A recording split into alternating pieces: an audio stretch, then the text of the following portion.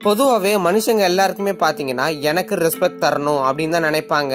ஆனா நிறைய இடத்துல பாத்தீங்கன்னா நம்மள கிண்டல் கேலி செஞ்சுக்கிட்டு நம்மள திட்டிக்கிட்டு போயிட்டு தான் இருப்பாங்க, இன்க்ளூடிங் பேரண்ட்ஸ் ஆல்சோ. இந்த வீடியோ பாக்குற எல்லாருக்குமே எப்படி அவங்களோட வேல்யூவை இன்க்ரீஸ் பண்றது, தானா எப்படி நம்ம கிட்ட மரியாதை செலுத்துறதுன்றத இந்த வீடியோ மூலமா நீங்க கத்துக்கோங்க. இந்த வீடியோவை பாக்கிறதுக்கு முன்னாடி வள கிடக்க சப்ஸ்கிரைப் பண்றதுக்கு நான் உங்க குரு.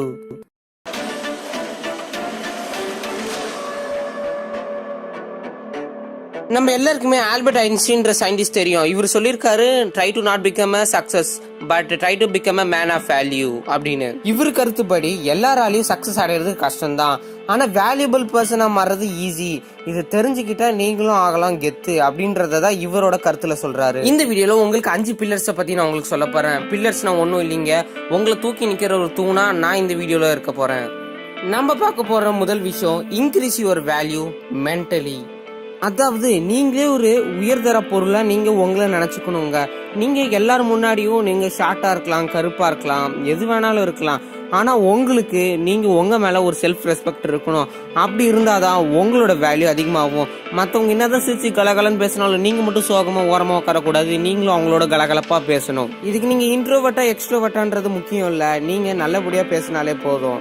உங்களுக்கு தன்னை மேல தன்னம்பிக்கை ஒன்று இருந்தே ஆகணும். அப்படி இருந்தாதான் உங்களோட வேல்யூ இன்க்ரீஸ் ஆகும். நம்மள பல பேர் அண்டர் கான்ஃபிடென்ஸ்ல தான் இருக்கீங்க. அதாவது நான் இந்த வேலையை செய்ய மாட்டேன், இது எனக்கு தெரியாது, என்னால பேச முடியாது, என்னால் டான்ஸ் ஆட முடியாது அப்படின்னு.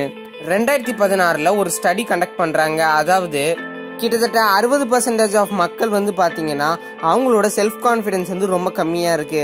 அதாவது இந்த விஷயம் அவங்களுக்கு எவ்வளவுதான் நல்லா தெரிஞ்சாலும் அதை பத்தி அவங்க பேசுறதுக்கு தைரியமா வெளியில வரல.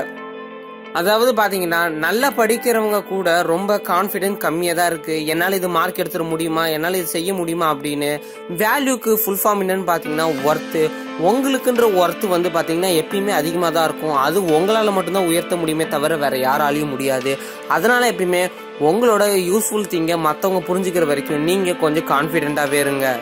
நீங்க நிறைய பேர் கேட்கலாம், வேல்யூவை உயர்த்துறதுக்கு பணம் தேவையா அப்படின்னு. பணமும் தேவைதான், ஆனா அதுக்கு நீங்க ரொம்ப பணக்காரனாலாம் இருக்கணும் தேவையில்ல. உங்களுக்குள்ள ஒரு ப்ராமிஸ் பண்ணிக்கோங்க, என்னாலையும் வேல்யூபிள் பர்சனா இருக்க முடியும், ஒரு டிசிப்ளின் லைஃபை வாழ முடியும்.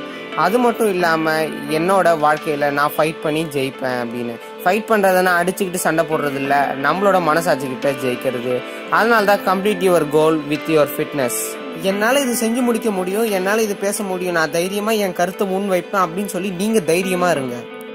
நம்ம 2வது தூணா பார்க்க போறது, இன்க்ரீஸ் யுவர் சோசியல் வேல்யூ. சூப்பர்மேன்ல நடிச்ச ஹென்ரி கேவில் அப்படின்ற ஒருத்தர் சொல்லியிருக்காரு, கிட்டத்தட்ட 80% ஆஃப் மக்கள் எப்படி அவங்களோட லைஃப்ல ஜாபை சக்சஸ் பண்றாங்கன்னா அவங்க கிட்ட இருக்கிற சோசியல் வேல்யூ. ஒன்னும் இல்லைங்க, நீங்க நார்மலான மனுஷனையும் உங்களோட ஹையரான பர்சனையும் நீங்க எப்படி ஹேண்டில் பண்றீங்கன்னு தான் இருக்கு. கொஞ்சம் வருஷத்துக்கு முன்னாடி ஒரு சர்வே நடத்துறாங்க. அதுல யாருக்கு அதிகமா வேலை கிடைக்குதுன்னு பாக்குறாங்க.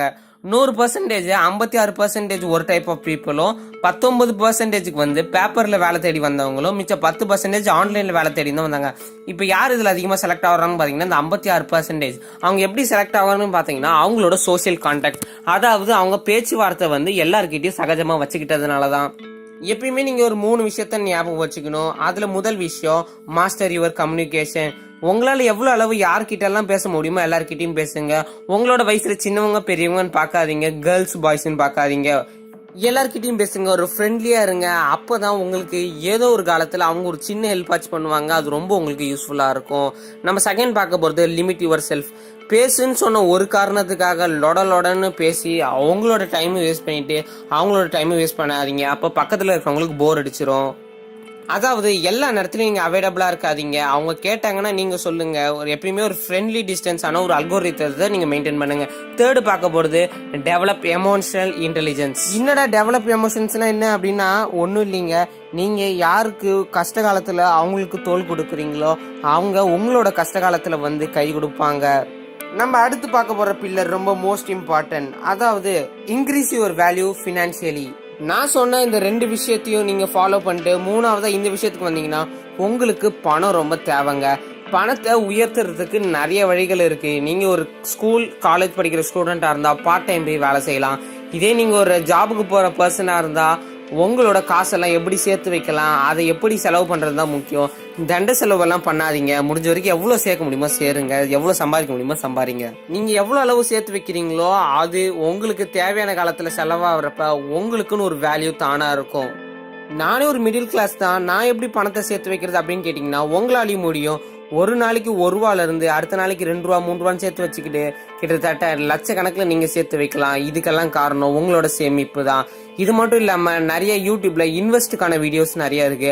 அதை பார்த்து இன்வெஸ்ட் பண்ணுறது எப்படின்னு கற்றுக்கோங்க. உங்கள்கிட்ட பணம் அதிகமாக இருந்து அதுக்கு மீறியும் உங்களுக்கு பணம் வேணும்னா, ஏன்னா நார்மலாக இருந்தாலே அது உங்களுக்கு போதுமானது தான். அடுத்து நம்ம 4வதா பார்க்க போறது இன்க்ரீஸ் யுவர் வேல்யூ பிசிக்கலி. உங்களை நிறைய பேருக்கு பிடிக்கணுமா, உங்கள்கிட்ட நிறைய பேர் தானா பேசணுமா, அதுக்கு நீங்க பண்ண வேண்டியது எக்ஸசைஸ்.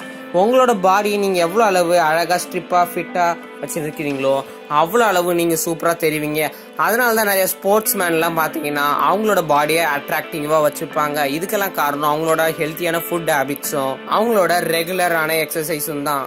நார்மலாகவே மனுஷங்கள்லாம் பார்த்தீங்கன்னா ஒன்று ஒல்லியாக இருப்பாங்க, இல்லைன்னா தொப்பை வச்சுருப்பாங்க, இல்லைன்னா கண்ணாடி போட்டிருப்பாங்க. இவங்க மத்தியில் ஒரு ஃபிட்டான பர்சன் வந்தாலும் அவங்கெல்லாம் பார்க்க சூப்பராக தான் இருப்பாங்க.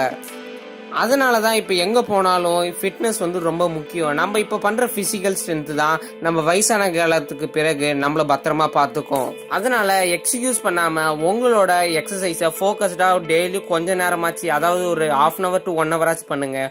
உங்கள் பாடியும் ரொம்ப ஃபிட்னஸாக அழகாக இருக்கும். இதுக்கு கேர்ளாக இருக்கணும் பாயாக இருக்கணும்னு அவசியம் இல்லை. உங்களோட உடம்ப நீங்கள் நல்லபடியாக வச்சுக்கிட்டீங்கன்னா உங்களை நிறைய பேர் பார்க்கறதுக்கு ஆசைப்படுவாங்க. நம்ம 5வது தூணா எதை பார்க்க போறோம்னா இன்க்ரீஸ் யுவர் வேல்யூ மாரலி. அதாவது உங்களுக்கு ஒரு சின்ன எக்ஸாம்பிளோட சொல்கிறேன். அதாவது ஒரு கம்பெனியில் 1, 2 அப்படின்னு சொல்லி 2 பர்சனாக பிரிக்கிறாங்க. அதில் 2 பேருக்கும் ஒரு குறிப்பிட்ட டைமில் இந்த ஒரு ஒர்க்கை முடிக்கணும்னு சொல்லி ஒரு அசைன்மெண்ட்டை மேனேஜர் தராரு.